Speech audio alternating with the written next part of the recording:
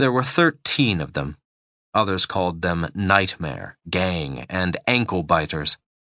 The last of these they emphatically contested. They themselves preferred the Pack. And as befits a pack, it had a leader. The leader was already 10. His nick was Sportsman.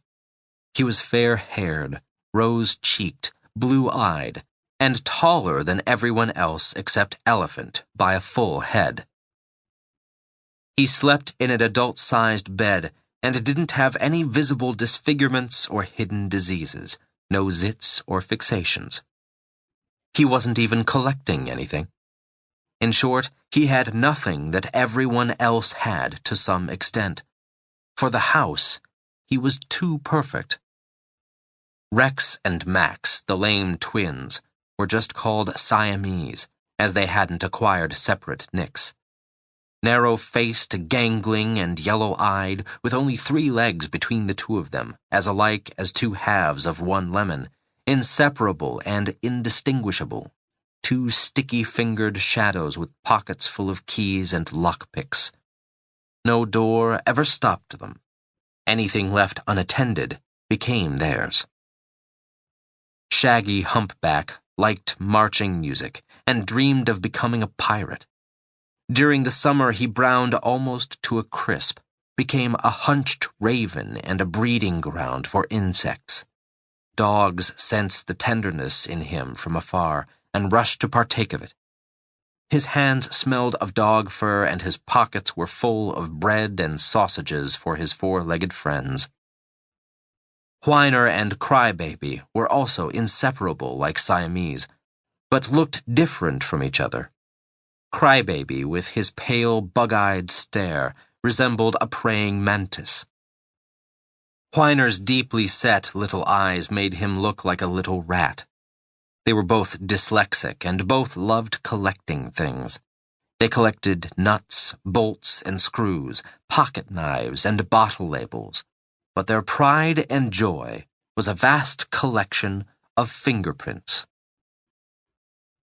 Rabbit was an albino and possessed dark glasses tied to his ears with a string and shoes with orthopedic heels. He always knew what river flowed where. He remembered the names of cities, many of them unpronounceable, could enumerate their principal thoroughfares and inform of the best ways to get from one of them to another.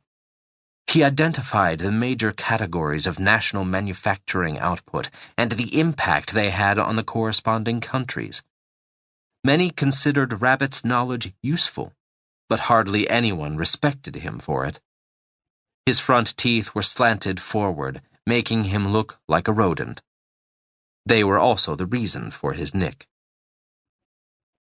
Beauty, an impossibly cute boy with very dark eyes, was ashamed of his out-of-control arms and legs and never talked.